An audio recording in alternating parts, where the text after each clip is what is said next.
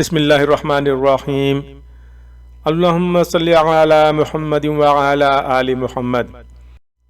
मिशकातुल मसाबीह जिल्द 1 किताबुल ईमान यानी ईमान के अबवाब में आज हम लोग पढ़ेंगे हदीस नंबर 18।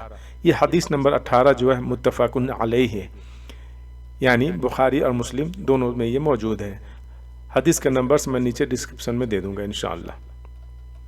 उबादा बिन सामित रदियल्लाहु अन्हु बयान करते हैं, रसूलुल्लाह सल्लल्लाहु अलैहि वसल्लम ने जब आपके सहाबाए किराम की एक जमात आपके इर्द गिर्द थी, फरमाया यानी सल्लल्लाहु अलैहि वसल्लम ने फरमाया, तुम इस बात पर मेरी बैत करो कि तुम अल्लाह के साथ किसी को शरीक नहीं बनाओगे, तुम चोरी करोगे न ज़ना करोगे, तुम अपनी औलाद को कत्ल करोगे न अपनी तरफ से किसी पर बुहतान लगाओगे और न ही मारूफ में नाफरमानी करोगे।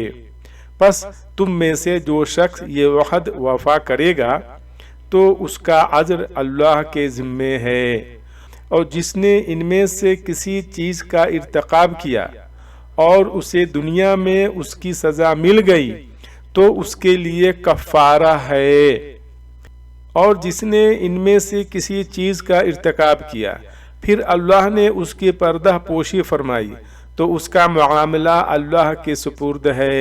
अगर चाहे तो उससे दरगुजर फरमाए और अगर चाहे तो उसे सज़ा दे। बस हमने इस बात पर आपकी बैत कर ली। अल्लाहुम्मा सल्लि अला मुहम्मद व अला आलि मुहम्मद।